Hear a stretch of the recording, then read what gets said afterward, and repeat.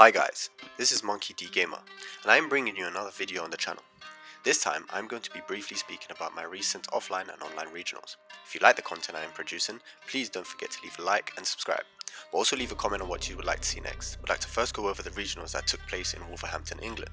This was my first time attending any kind of regionals, so it would be safe to say I was kind of nervous going into this. The deck I brought with me was Katakuri. I only had a week to build the deck I needed since OP06 was scarce and hard to get a hold of. Here's a screenshot of what my deck looked like for both online and offline, as well as the sleeves for each.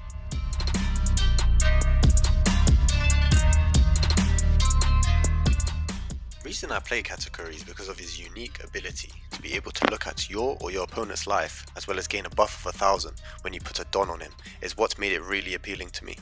I play 4 Puddings. She's a basic searcher for our 2k counters or our high end cards like 10 cost Big Mom.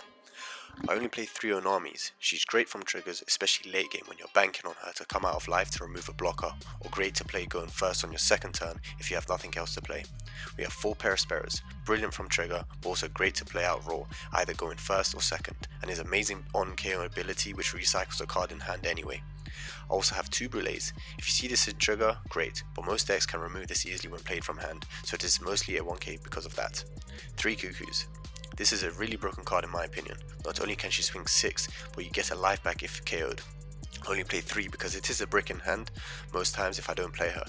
We've got 3 Sanjis. He's both a 5k swing unit as well as a blocker. Brilliant if you want to play aggro or defensive depending on the situation. 4 Godatsus. I have nothing more to say about this card. Great at removals, hard at being removed, and if you see multiple it could be difficult for your opponents to deal with. 3 7 cost Big Mom. Very good card to play on curve. It gives your opponent a hard decision to make and hard to remove from the board unless you're playing a black deck, of course. So, I decided to put the 8 cost category into the deck because of decks like Uta or Fortress Yamato. This is great because you can place the 8 cost kit into life or any other cards causing a problem. Then on your 10 Don turn, you can use Big Mom to KO it. I played 2 0 cost event just because we have quite a lot of breaks, so this allows us to have more counter in hand, and this can be placed at the bottom of your life using leader ability, which is very clutch end game. The final events are 3 Amarus and 2 rejects. Being able to see Amaru from life is important, especially if you're playing aggro decks, and rejects is self-explanatory, one of the most broken cards in the game, and I'm not surprised to see it being banned soon. Onto the 2Ks, 4 Satoris. Great 5k body of trigger if you're lacking a board, but doesn't necessarily need to be triggered. 4 Bejays, another broken card, basic 2k but an unbelievable power of trigger. And finally Amande, a great searchable 2k from Pudding or Perispera.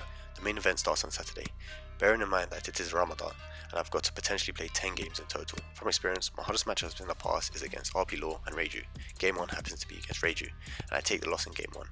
Game 2, different story, same outcome, but this time it's a friendly fight against someone from locals, and he's playing RP Law. I also take the loss. At this point, I'm debating dropping and entering the side event before it's too late. Now I know most of you will be laughing at me when it comes to Game 3 and I sit at the wrong table. But the guy opposite me didn't have an opponent, so nothing felt off, until I began to look around at the table numbers, and that's when I realised I fucked up. I got an automatic loss since I didn't show up at my table, and this guy I was playing got a bye because of his opponent didn't show up.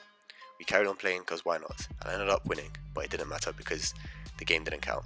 I then thought it was a good idea to drop out and enter the side event. Honestly, I think I enjoyed the side event more. It was more chilled and less competitive. I learned a lot from my opponents I played. In the end, I went 3-3, which I'm happy with. A 50% win rate for my first regionals isn't that bad at all, considering the great pulls I got from participation.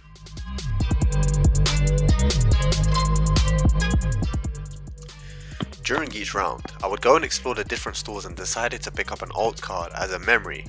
The one I decided to go for was this, just because he's one of my favourite cards in the game and he looks dope as fuck. Also signed up for the side event on the Sunday and brought Whitebit instead, and again went 3-3, which still isn't bad for a deck I play for fun. I stayed back to watch the top cat as one of our locals made it to the top 32 with Katakuri and faced off against Moria in a best of 3. The event was a blast, met amazing people, and it was flawlessly organised. Thankfully didn't encounter any cheaters myself, but heard whispers about them. Overall, an unforgettable experience. I couldn't wait for the next. The drive home hit a snag when my clutch decided to stop working and fatigue crept in after 3 hours. Pulled into a service station only to have my gearbox fail, leaving me stranded for 7 long hours. Despite reaching out to the RAC, their response was disappointing with vague updates on the wait time. Lesson learned, don't call the RAC, call AAA. On to the next regionals, this time online. It was scheduled to start at 9 but was delayed a little to allow unallocated spots to be given out. We were first greeted by the host and the main judges, then sent us off to our rooms. The systems used were pretty straightforward. The tournament didn't start great for me. My opponent came late and the judges took some time to respond to my messages. Luckily I had proof, however we still played on and in the end I got the win for the result. The tedious part of online is the wait after your game. In some instances overtime will take as long as 20 plus minutes. The event itself eventually ended at 6 PM, longer than my 9 to 5.